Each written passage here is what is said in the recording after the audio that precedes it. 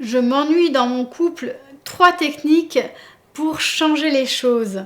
Je m'ennuie dans mon couple, 3 idées, 3 solutions que je vais vous proposer aujourd'hui pour faire évoluer les choses, pour que votre relation devienne plus motivante, plus intéressante.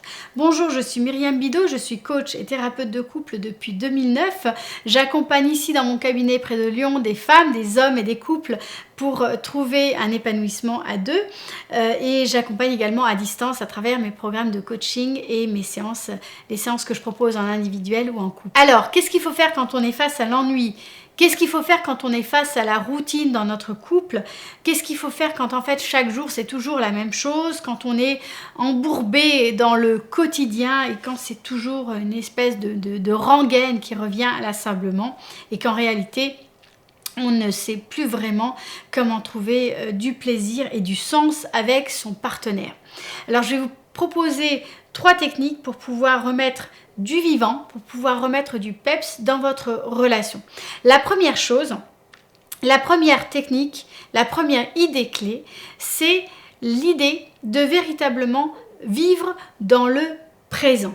Alors, ça peut paraître hyper simple, mais en réalité, c'est assez complexe. C'est vrai qu'on est tous un peu dans notre tête, on est tous un peu dans notre mental, on est tous avec l'idée qu'en fait, soit on est dans l'anticipation du futur, il va se passer ça, j'ai ça à prévoir, lui réagit comme ça ou elle réagit comme ça, c'est parce que... Et en fait, on a tout un schéma mental et tout un déroulé, on se raconte des choses dans notre tête. Ou bien on est câblé sur le passé, ça c'est produit parce que c'était comme ça avant, il est toujours comme ça ou elle est toujours comme ça. Ce qui fait qu'en réalité, dans la relation, on n'est pas là. On n'est pas là ici maintenant et on n'est pas vraiment présent dans l'interaction. Quand on est dans le mental, dans l'anticipation du futur, dans le passé aussi, dans ce qui s'est passé précédemment, on ne peut pas être connecté à l'autre et on ne peut pas être connecté à ce qui est en train véritablement de se dérouler entre nous. Et du coup, on ne peut pas saisir toutes les opportunités de nouveauté, tout ce qui se passe véritablement dans l'interaction, toutes ces choses en fait qui sont des choses nouvelles si on s'en saisit et qui nous permettront en fait de remettre du vivant et de remettre de la nouveauté et qui nous permettraient en fait de transformer la relation. Donc très important, restez dans le présent, restez ici maintenant, faites vraiment cet effort de recentrage toujours. Ok, je reviens ici maintenant, je reviens sur ce qui est en train de se passer avec mon partenaire et en fonction de ça, agissez et prenez les décisions dans l'interaction avec votre partenaire, mais vraiment restez le plus ancré possible dans le présent. Deuxième technique, deuxième chose qui est liée à la première, c'est apprenez à écouter véritablement votre partenaire. Apprenez également à écouter véritablement vos ressentis, vos émotions. Non pas pour réagir, c'est-à-dire pour être en réaction. Là, c'est quand on ne les écoute pas. C'est en fait les émotions s'imposent à nous et on en est en réaction. Bloum, ça nous dépasse. Mais véritablement à être conscient de ce qui se passe en nous pour pouvoir choisir une action et pour pouvoir proposer quelque chose dans l'interaction à son partenaire. Donc, posez-vous une question clé que je vais vous proposer maintenant, c'est qu'est-ce qui serait bon, qu'est-ce qui est bon pour mon couple ici maintenant?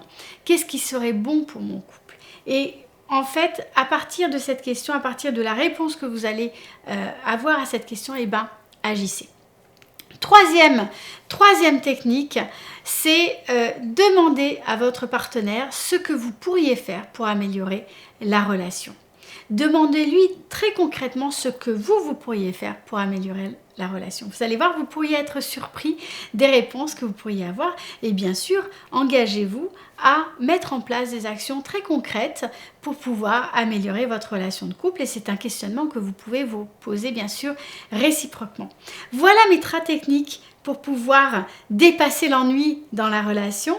J'espère que vous allez les mettre en place. Il s'agit maintenant de passer à l'action de façon très concrète, de comprendre en réalité que la routine n'est pas du tout l'ennemi de votre couple. Au contraire, chaque jour, chaque moment, chaque instant sont des opportunités pour pouvoir faire grandir l'amour entre vous, pour pouvoir faire grandir la relation.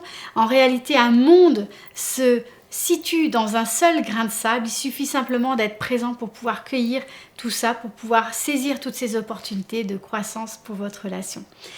N'hésitez pas à commenter la vidéo en dessous dans ces commentaires. Je serais très très curieuse de voir si vous êtes face à ce type de difficulté. Si vous connaissez en fait cet ennui, comment ça se passe pour vous, comment vous faites pour dépasser l'ennui dans votre relation, partagez votre expérience en dessous en commentaire. Si vous avez aimé la vidéo, mettez-moi un petit pouce bleu. Et puis, si vous voulez aller plus loin, je vous invite à télécharger mon kit de survie pour la communication en couple. C'est juste en dessous dans la vidéo et c'est gratuit. Je vous souhaite une très belle journée et je vous dis à bientôt pour une prochaine vidéo.